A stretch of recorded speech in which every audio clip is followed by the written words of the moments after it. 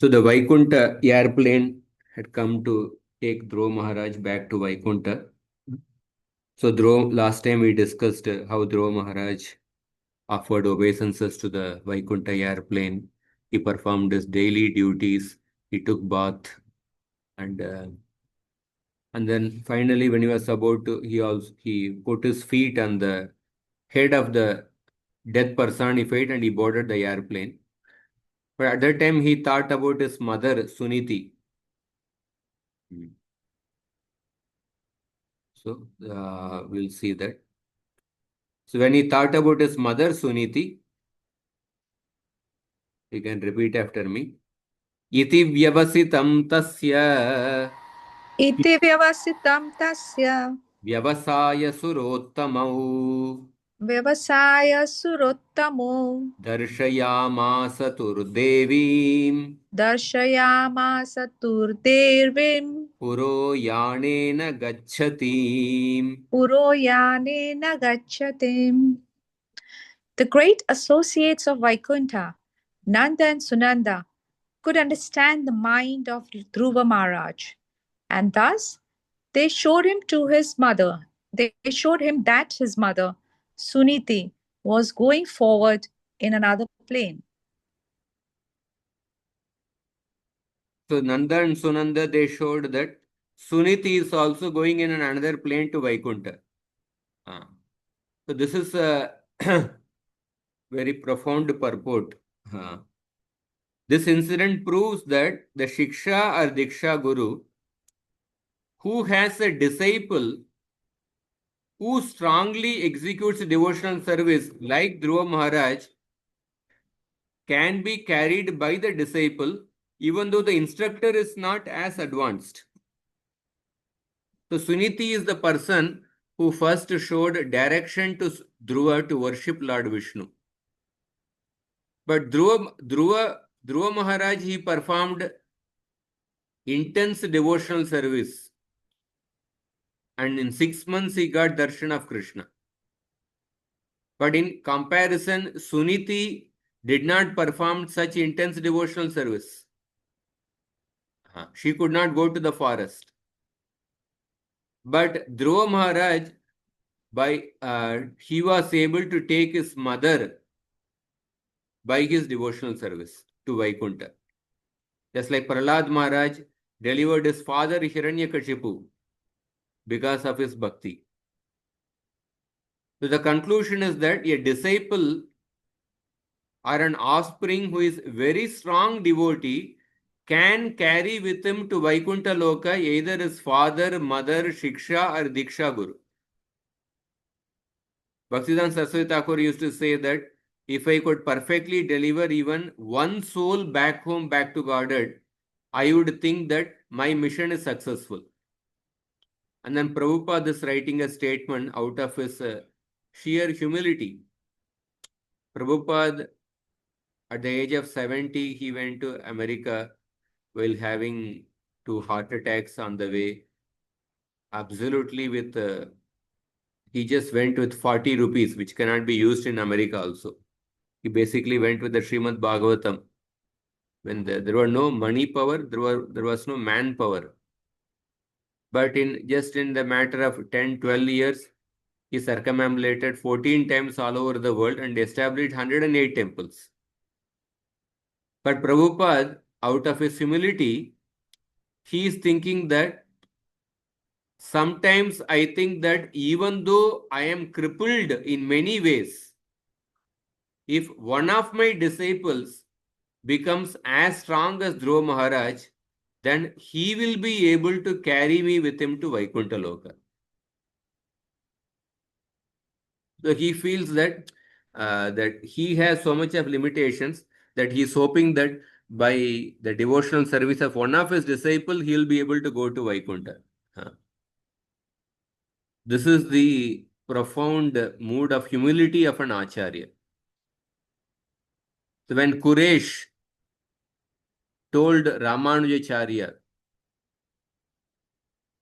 that Ranganath has promised to give me moksha, that means Vaikuntha. And Ranganath also promised me that whoever is connected with me, that they will also get moksha.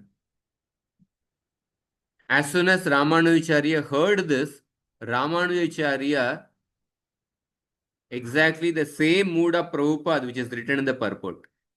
Ramanujacharya took his uttariya and then he threw it in the air and then he started dancing. He started celebrating. He said that it is a day of celebration for me because I am also connected with Kuresha.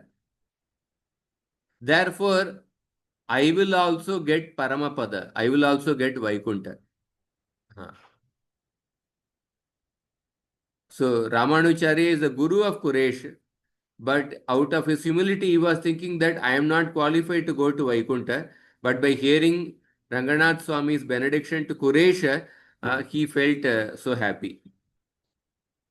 So Ramanujarya, till that time, he was not sure of attaining Vaikuntha because of the words of Goshti Purna. Because Goshti Purna gave that Dvaya mantra and told that you should not give this mantra to anybody without testing that person the way I tested you. But Ramanujarya did not follow that order. He gave that mantra so freely. So Ramanujarya was feeling that because I disobeyed Goshti Purna's order, that I will not get Vaikuntha. But now, through Kuresha, he felt happy that he is going to attain Vaikuntha. So this is the humility, the same mood of Prabhupada, same mood of Ramanujacharya is also seen there. The next shloka.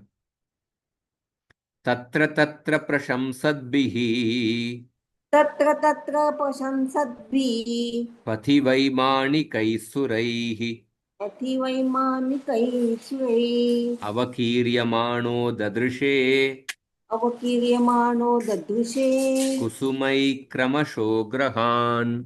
कुसुमै क्रमशो ग्रहान्. Translation. While Dhruva Maharaj was passing through space, he gradually saw all the planets of the solar system. And on the path, he saw all the demigods in their airplanes showering flowers upon him like rain.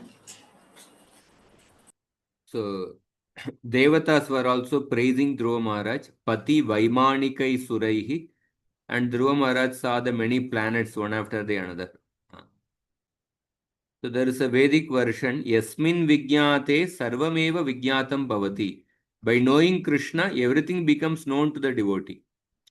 In the Bhagavad Gita, 7th chapter also, Krishna says that Maya Sakta Manapartha Yogam Yunjan Madashrayah Asamshayam Samagram Mam Yata Jnasasi Tachrunu.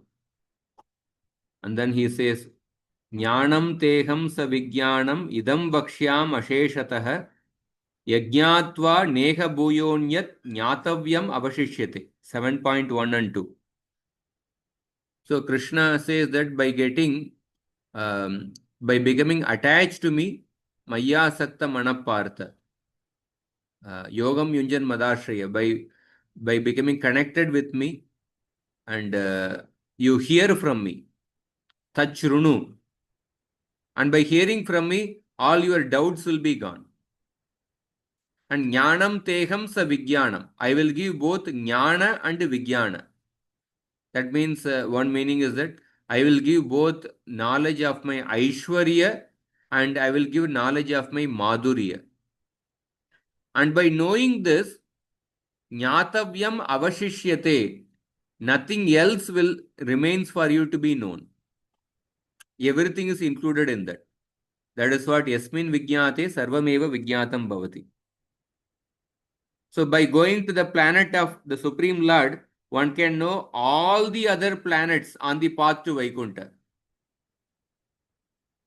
We should remember that Dhruva Maharaj's body was different from our bodies. So while boarding the Vaikuntha plan, his body changed to a completely spiritual body.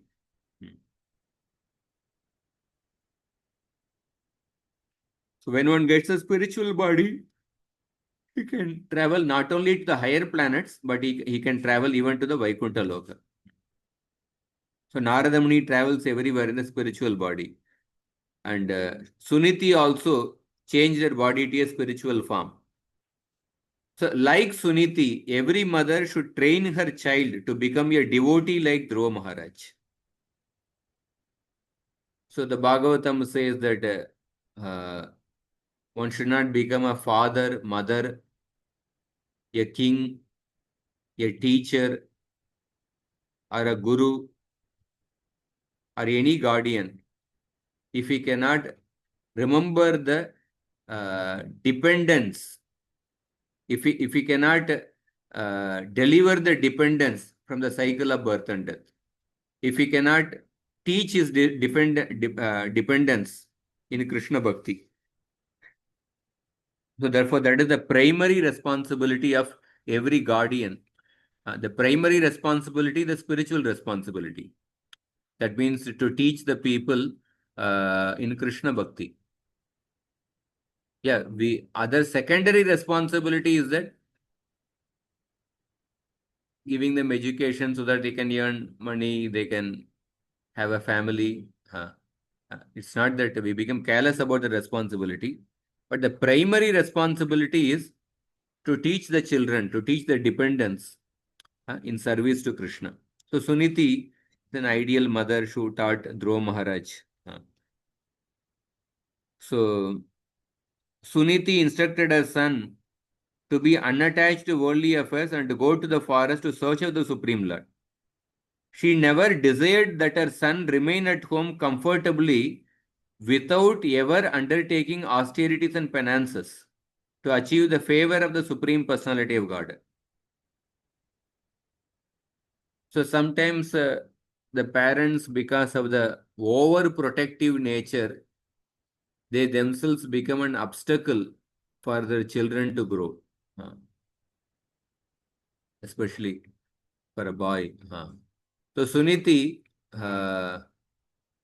Suniti did not stop Dhruva to go to the forest and perform austerities. Even in the Bhagavatam, in the Mahabharata, we see Kunti. Kunti did not stop Bhimasena to go and face that demon Bakasura.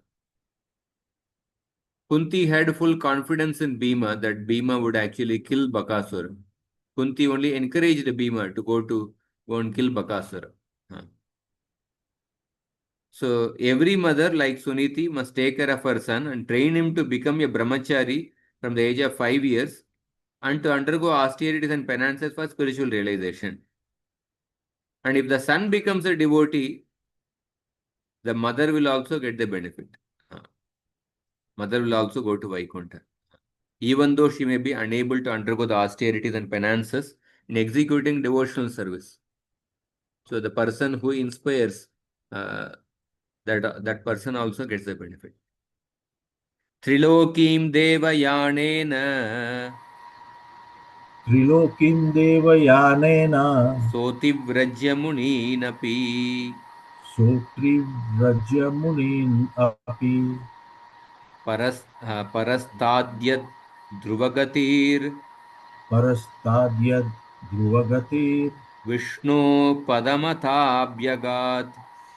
Vishnu Padamathajatat. Translation: Dhruv Maharaj thus surpassed the 7 planetary systems of the great sages, who are known as Saptarshi. Beyond that region, he achieved the transcendental situation of permanent life in the planet where Lord Vishnu lives. This is Saptarishi Loka. Dhruva Maharaj went beyond the Saptarishi Loka. And then he went to the abode of Lord Vishnu. You can refer to the Dhruva Maharaj attained the Dhruva Loka, the pole star. Or he arrived at the planet of Vishnu beyond the planet of the Saptarishi. So Dhruva is described as having the fixed goal, having Dhruva Loka as his planet.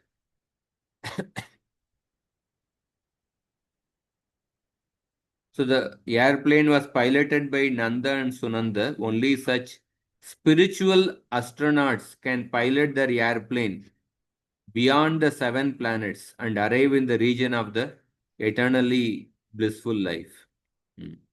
Parastasmattu bhavonyo vyakto vyaktat sanatanaha yasas sarveshu bhuteshu nashyatsuna vinashyati. Gita says that the spiritual world is beyond the manifest and unmanifest things. So the planets are known as Vaikuntha Loka, the place of no anxiety. So only there can one get an eternal blissful life of knowledge. Below Vaikuntha Loka is a material universe where Lord Brahma and others in Brahmaloka can live until the annihilation of this universe. But that life is not permanent. That is also confirmed in the Gita. Abrahma Bhuvanal Loka Punar Avartinorjuna Mamupetyatu Kaunteya Punarjanmana Vidyate. So this is a beautiful, important shloka. Yadbrajamanam swaruchaiva sarvato Yad Rajanam Swaruchaiva Sarvato lokastrayo hyanu vibhrajantayete Lokashrayo Hanu Vibrajanta Ete yanna vrajanjantushu tena nugraha Najantushu Yenanugraha vrajanti व्रजन्ति bhadrani भद्राणि charanti yenisham. Vrajanti Bhadrani Charanti चरन्ति ये निशम् Nisham.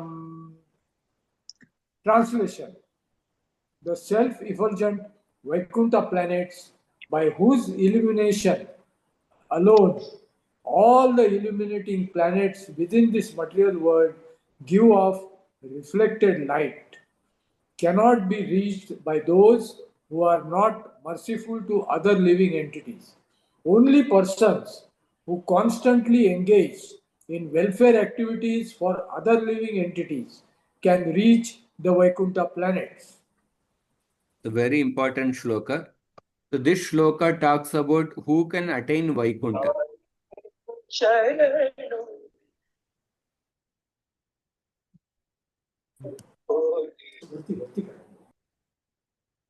So this shloka talks about who can attain Vaikuntha.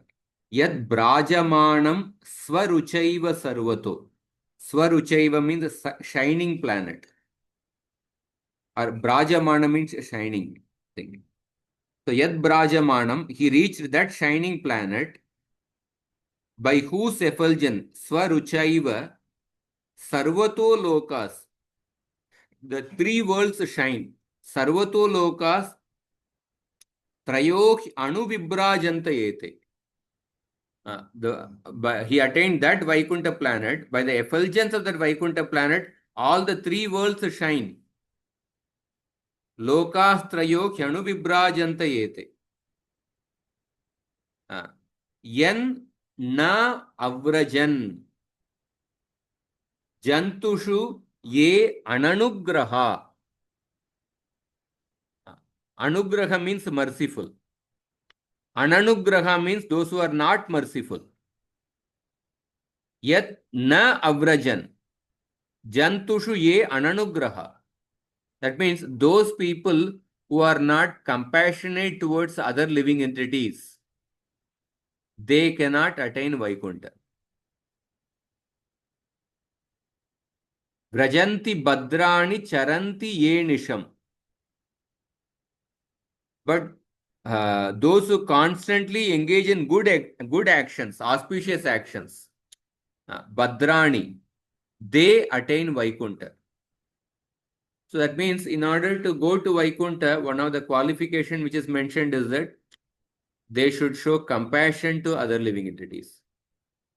Jive Daya. Chaitanya Mahaprabhu's 3 principles, Name Ruchi, Vaishnava Seva and Jive Daya. So those who are not merciful to other living entities, they cannot attain vaikuntha. That vaikuntha is self-effulgent. By the effulgence of vaikuntha, all the other planets shine. So Srila Prabhupada is writing a very brilliant purport here. So in the Bhagavad Gita also Krishna says that that shloka, न शशांको न पावकः यद्गत्वा न निवर्तन्ते तद्धाम परमं मम. न तद्भासयते सूर्यो न शशांको न पावकः. The Vaikuntha planet, there is no need of a sun, moon, or electricity. Vaikuntha planet is self-illuminating. So there is therefore no need of sun, moon, or electric light. It is in fact the illumination of the Vaikuntha locus which is reflected in the material sky. Only by the reflection of the Vaikuntha loka, the suns in the material universes, they get illuminated. And after the illumination of the sun, the moon and other planets are illuminated. So then this is the first point. The second point is that from the material world, people can be transferred to Vaikuntha if they incessantly engage in welfare activities for all other living entities. So welfare activities means generally we talk about philanthropy, but the highest philanthropy is philanthropy on the spiritual platform. That means to teach people about Krishna Bhakti, Krishna consciousness. In the Bhagavatam, there is a verse in the third canto. Let me just 1 minute. In the third canto, Sarve Vedascha Yajnascha Tapodanani Chanaga Jiva Bhaya Pradhanasya Na Kurviran Kalamapi.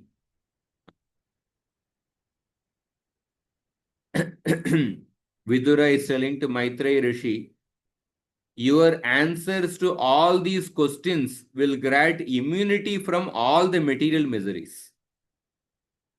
And such a charity of transcendental knowledge is greater than all the Vedic charities, sacrifices, and austerities. The charity of transcendental knowledge is a greater charity than all the other pious activities. So therefore, the greatest philanthropic work is to give spiritual knowledge. So a Krishna conscious being is always engaged in planning how to take all of the suffering humanity back home, back to God. So this is an important sentence. Even if one is not successful in reclaiming all the fallen souls back to Godhead, still because he is Krishna conscious, his path to Vaikuntha Loka is open. That means when you are trying to preach, when you are trying to distribute books, even if nobody is accepting your message, but because you are trying to do that activity, at least the person who is engaged in giving Krishna consciousness, he will definitely attain Vaikuntha. He personally becomes qualified to enter the Vaikuntha lokas. And if anyone follows such a devotee, he also enters into Vaikuntha loka. But others who engage in envious activities, they are known as karmis, because those who are fruity workers, because they want to enjoy the fruits, they are usually envious of others. Jnanis, they may not be as sinful as the karmis, but they do not try to reclaim others back to Godhead. Jnanis are interested in their own salvation. So they perform austerities for their own liberation. Jnanis are self-centered for their own liberation. And yogis are practicing Ashtanga Yoga to get mystic siddhis. But the devotees, they are engaged in the work of distributing Krishna consciousness So therefore, a bhakta is only eligible to enter Vaikuntha. That is why Krishna says that Nachatasman manushyeshu kaschinme priyakrittamaha bhavita nachame tasmat anya priyataro bhuvi. A person who is actually giving, teaching Gita, who is giving Krishna consciousness, there cannot be any person will be more dear than such a person. So next shloka is also a very important shloka. With this we'll end. Shanta samadrisha shuddha Shanta Samadrisa Shuddha sarva bhutanu ranjanaha Sarva Bhutanu Ranjanaha yantyanjasa chutapadam Yantanjasa Chutapadam achyuta priya bandavaha. Achyuta Priya Bandavaha. Translation: persons who are peaceful, equipoised, cleansed, and purified, and who knows the art of pleasing all other living entities, keep friendship only with devotees of the Lord. They alone can very easily achieve the perfection of going back home, back to God. So we see again this verse talks about who can attain Vaikuntha. The qualities are mentioned. Shanta,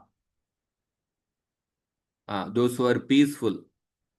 Samadrisha, who has a equal vision. Shuddha, who are pure.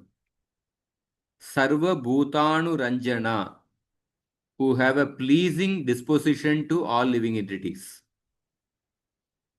Yanti, Anjasa Yanti, they easily go to Vaikuntha. So Vaikuntha, they easily attain the Achyuta Padam. The word Achyuta Padam here refers to Vaikuntha. And Achyuta Priya Bandavaha. Achyuta is Krishna. Achyuta Priya means the devotees of Krishna. Achyuta Priya Bandava means the friends of the Lord. Achyuta Priya Bandava are those who are relatives of the devotees, are the friends of the devotees. So Achyuta Priya Bandavaha, Shantaha, Samadrishaha, Shuddhaha, Sarvabhutanu Ranjanaha. 5 words are there. All these 5 words are used in Pratama Bahuvachan. So all these 5 words are describing different qualities. So these people, they only attain the Vaikuntha very easily. And in the shloka, Achyuta Padam is the word which is described to use Vaikuntha. Achyuta Padam means what? Literally it means that the place of no fall. Chuta means to fall. Achyuta means the place of no fall.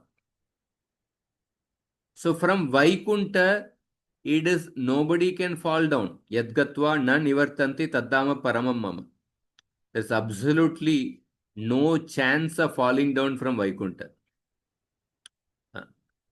It's not that we previously fell from Vaikuntha. No, it's not that previously we fell from Vaikuntha. That's not like that.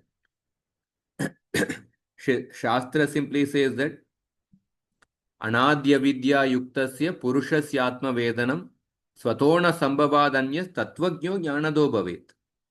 Anadya vidya yuktasya. One is endowed with ignorance since beginningless time. But although one is endowed with ignorance since beginningless time, there are 2 good news. The first good news is that the ignorance can come to an end. One can get liberated. One can get liberated from the ignorance. One can get liberated from the material world. This is the first good news. The second good news is that once a person gets liberated, there is no fall again. One will not again get bound. One will not again get bound. So, the Vaikuntha Loka is a place of no fall. So, the description of this verse fully indicates that only devotees are eligible to enter into the kingdom of God. The first point is the devotees are peaceful, Shanta. They have no demands for their personal sense gratification. They are simply dedicated to the service of the Lord. Karmis cannot be peaceful because they have a selfish desire. Jnanis also cannot be peaceful because they also have a desire to attain liberation. Bhukti, Mukti, Siddhi Kami, Sakali, Ashanta, Krishna Bhakta Atayeva, Krishna Bhakta Atayeva, no, Krishna Bhakta Nishkama Atayeva Shanta. So Bhukti Kami, Siddhi Kami, and Mukti Kami, all they are not peaceful, but only a Nishkama Krishna Bhakta is peaceful. So yogis desire mystic power. But a devotee is peaceful because he is fully surrendered to the Supreme Lord and thinks of himself as completely helpless. Just as a child feels complete peace in depending on the parent, the devotee is completely peaceful. And another quality, Samadrisha, devotee is equipoised. He sees everyone from the transcendental platform. Yeah, in a practical vyavahara, one may have to make discrimination, but beyond the vyavahara dealings, but the devotee sees from a transcendental platform. Although a conditioned soul has a particular type of body according to past fruitive activities, factually everyone is a part of the Supreme Lord, and devotee sees living entities with a spiritual vision. He does not discriminate based on the body. And such qualities develop only in the association of devotees. Achyuta Priya Bandhavaha. So without the association of devotees, one cannot advance. So then Prabhupada says the purpose of ISKCON is to give the opportunity to associate with the devotees. So devotees are dear to the Supreme Lord, and the Supreme Lord is only dear to the devotees. Sadhavo hridayam mayyam sadhunam hridayam tvaham madanyatena jananti nayam tebhyo managapi. The devotees reside in my heart and I reside in the heart of the devotees. So on this platform only one can make progress. So persons in Krishna consciousness or devotees of the Lord can please everyone. Sarva bhutanu ranjanaha. As is evident in the Krishna consciousness movement. In the Bhagavad Gita 5th chapter also Krishna says that Sarva bhutatma bhutatma kurvan apina lipyate. So therefore Sarva bhutanu ranjana. As for purification, no one can be more pure than a bhakta. Anyone who utters the name of Krishna, Om apavitra pavitro va sarvavastam gatopi va yahasmaret pundarikaksham sa bhahyapyantra shuchihi. When a person remembers the pundarikaksha, one becomes pure internally and externally. So since a devotee constantly chants the Hare Krishna mantra, no contamination of the material world can touch him. That the Krishna's quality is Shuddham and Apapa Viddham. So when a person chants the name of Krishna, he becomes purified of the sins and no sin can touch him. So Muchi Hoya Shuchi Hoya Yadi Krishna Bhaje. Even a cobbler or a person in the family of a cobbler can be elevated to the position of a Brahmana if he takes to Krishna consciousness. So any person who is purely Krishna conscious and who engages in chanting the Hare Krishna mantra is the purest in the whole universe. So this verse is a very important shloka, this 36 and 37. These two shlokas talk about who can attain Vaikuntha. And then we will see from the 38th shloka in the next class. Probably, yeah, we will try to, we'll see next class. So there are verses till 52nd. Okay. If anybody has any questions.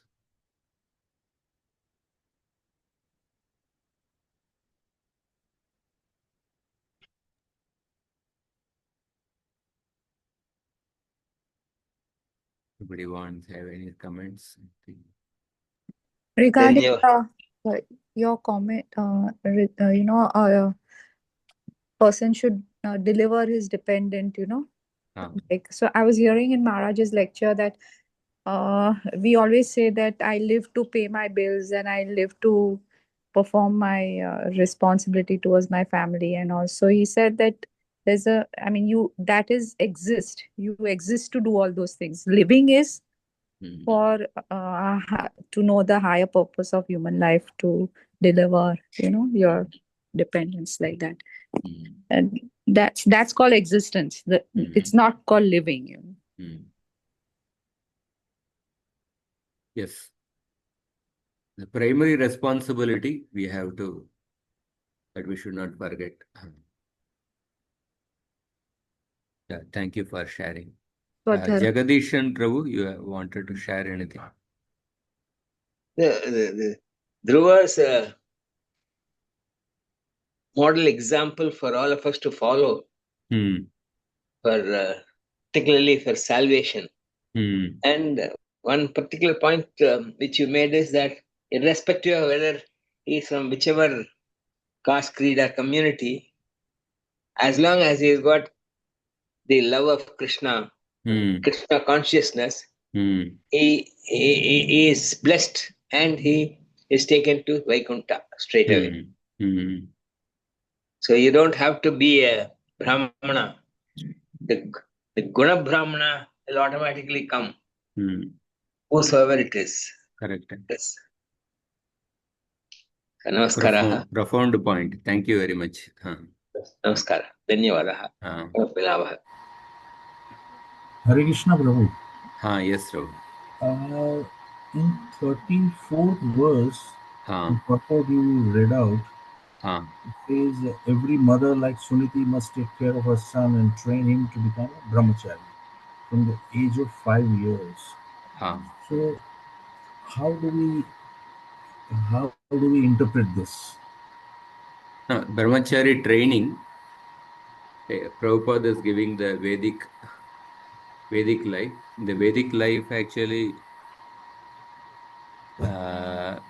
Brahmachari training is there for everyone actually. Brahmachari training means not that full-time Brahmachari, lifelong. It's basically Brahmachari for a person before entering Grahastha ashram also, the previous in the Vedic culture, whether somebody is a son of a prince, or somebody is a son of a Vaishya, a Brahmana, Kshatriya, or Vaishya, all three would go to Gurukul, and they would study under a guru for certain years, and then they would come out of the Gurukul, and then they would get married and perform the respective occupations. So Prabhupada is, in the Gurukul, one learns from the Guru about different Shastras, Krishna Bhakti. So Prabhupada is emphasizing that point. But in the current context, practically Gurukul is, even the spiritual organizations, in ISKCON also hardly any Gurukuls are there. Some devotees are trying to do something in some small way. But the principle of teaching children about or facilitating them, if not Gurukul, to learn, making their children learn from some teacher about their importance, about Bhagavad Gita, Srimad Bhagavatam, about Shastras, learning Shastras. So that is the point which Prabhupada is emphasizing. Got it. Thank you so much. He talks of the process, not the end result. Okay, thank you.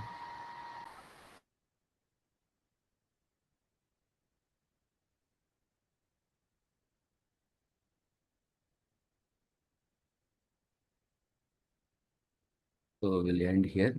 Thank you very much. ग्रंथराज Shrimad Bhagavatam की जय, श्रील प्रभुपाद की जय, गौर भक्तवृंद की जय।